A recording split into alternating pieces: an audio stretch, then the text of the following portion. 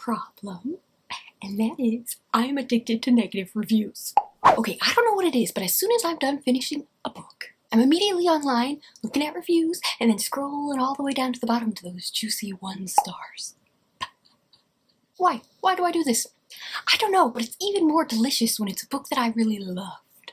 It makes no sense, but here we are. So recently I've been going through just being ravenous with these reviews, and I have read actually well over 1,000 negative reviews. I mean, like mostly 1 star, but some 2 star, but mostly 1 star. And I thought maybe we could learn something from all of these 1 star reviews. You know, we, as writers, can really creep inside the minds of readers and pick their brains to see what makes them tick. 1 star reviews are the true final bastion of authentic, unfiltered emotions when it comes to books. Now, we're gonna get into this, but I would first like to say that if you're a writer, like me, then don't do this with your own book. Reviews are for readers, and no good will come from you destroying your emotional well-being by reading reviews of your own book. Just don't do it. It won't help you become a better writer. It won't stop negative reviews from being written. It won't do anything. It will only hurt you. So that's it. Just remember that. But if you're a writer reading somebody else's book, then by all means dive into those 1 star reviews. That can be very helpful and enlightening in regards to, learning about writing. You can learn a lot, and that's what we're going to do today, right now.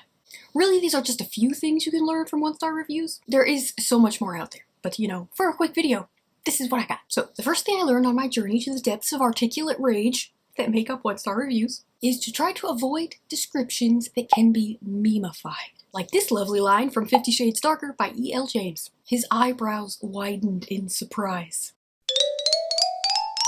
His eyebrows did what now? These are things that might be caught by an editor, but might not be, and can be a lot more subtle than this one, and much harder to catch. So this little trick might be more pertinent to self-published writers, but it really does apply to everyone. You really don't want to be meme-ified. Or maybe you do, maybe you think all publicity is good publicity. I don't know.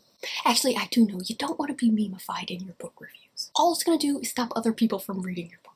For example, of a more subtle, meme-ified line, is this line from Rainbow Rowell's Fangirl, which is a book that I actually love. His eyes were set so deep, it made everything he said more intense. That is not a good sentence. First off, it doesn't make physical sense when you try to picture it. His eyes are set so deep into the center of his skull, and rather than making him look like a decomposing corpse, it makes him look all deep and intense and philosophical somehow. That does not make sense. And it's also just kind of cringy. I try really hard not to judge things for being cringy, and I'm usually not bothered by cringy things because I enjoy many a cringy thing. I'm quite cringy myself, I would think. But there is something about trying to appear deep and meaningful and totally missing the mark that just really gets to me. Also, besides being physically illogical, this description also doesn't work because it hinges entirely on an abstract word. Intense, which is not a tangible description. It can't be seen or interacted with the readers because it's just a concept. Concepts make for weak description. And weak description plus illogical description equals memification. And you want to avoid that. Next, something I learned from reading 1,000 1-star reviews is that readers really don't like it when your pitch does not match your actual book. Now, this may not be fully in your control if you're a traditionally published author, although it does happen to traditionally published authors. But if you're self-publishing, you really don't want to lead people on with either the plot or the tone of your story in the pitch, or on the cover. I see so many 1-star reviews from readers who go into a book and then get frustrated because the so-called pitch actually covered the vast majority of the book, sometimes right up until the climax. And then that just leaves the reader thinking, why did I even read this book when I could have just read the summary on the back and saved myself a ton of time? Basically, if you reveal too much in your pitch, then expect to receive a lot of 1-star reviews. They tend to say, just, for a little tidbit here, if you're querying or self-publishing and writing your own little hook on the back of your book, you only want to include up to the inciting incident. That gets people every time, but it's quite true. Only pitch the story up to and including the inciting incident.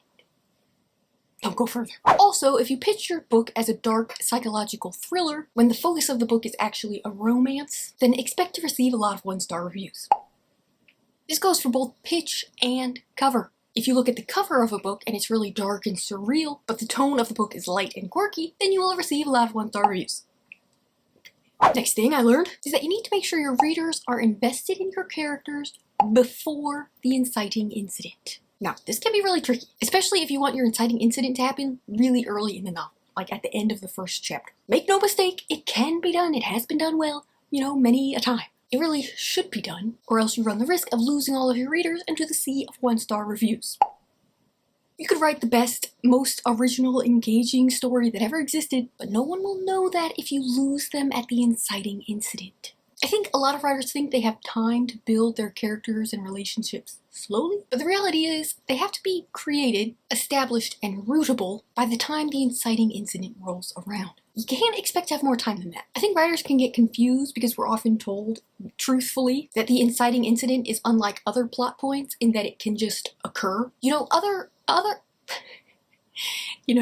Unlike other plot points, the inciting incident can be somewhat random and out of the blue and not driven by the protagonist, but by something that just so happens to happen to them, Readers are okay with that. That's fine in the inciting incident. It's an acceptable way to write that plot point. But that does not mean that your readers don't need to be attached to your characters by that point. Because they do. If they're not, then you really have no chance of regaining your readers' trust. Literally nothing that happens after the inciting incident will make up for the fact that your readers weren't invested in the characters by the time the inciting incident took place. You will end up with reviews like this one by Lisa on The Cartographers by Peng Shepherd. So in this review, she is describing the inciting incident from the point of view of our main character, in which she finds an old map in a museum where she and her father work, and then this is the reaction of her dad. Daddy Pops is like, "That is junk, not a real antique map. How dare you be such a cartographer at the ripe age of 20. You're fired from both this job and being my daughter." And then she can never get a job in cartography ever again, and she never speaks to her dad again, and her boyfriend is also blacklisted and fired. You see, what happened here was, the primary conflict between the protagonist and her father is not established well enough or deep enough to allow the necessary suspension of disbelief that needs to occur in the reader's during that moment of inciting incident. I'm sure in the reader's mind this conflict makes total sense, but the problem is that whatever development we get during the rest of the novel is not enough to make up for the fact that when this event takes place at the start of the novel, we don't yet care about these characters or understand their motivations, or why they do what they do. So all we have to go on is just a general idea of how we think people would act in this situation, and to us, the reader, it seems unlikely that the situation would play out this way. Therefore, we are not able to suspend our disbelief. Do you see what I'm saying? Okay, so now the next thing I have discovered that readers tend not to enjoy en masse is internet speak and pop cultural references in your book, in the books that they read. I think a lot of writers include these in their books in order to create a sense of place and time. Hopefully it's that, and not that the writer is trying to be relatable or young and hip sounding, because that almost always falls flat. But in reading a plethora of one-star reviews, I have found that even when used to create setting, readers do not like internet speak or pop cultural references in their book. I'm not even really sure why, but it tends to draw hatred and also pull readers from the story en masse rather than drawing them in or giving them a familiar, nostalgic type of feeling, which is potentially what the writer is going for. This doesn't just apply to modern day books, or books set in modern day. If you're writing a novel set in the 80s, readers have the exact same feeling about pop cultural references. They just don't like them. A lot of the time, it seems like readers interpret these references as lazy writing. They feel like the writer should have been able to establish a sense of time and place without relying on pop cultural references. For example, in this review from Jamie on Ernest Cline's Ready Player One, the whole time it just felt like the author was leaning over me yeah, I know so many references. Another one. You think I don't have more? Ha ha, fooled. Have another. Have 10 more. I know everything there is to know about the 80s. Don't test me, kid. People don't like that.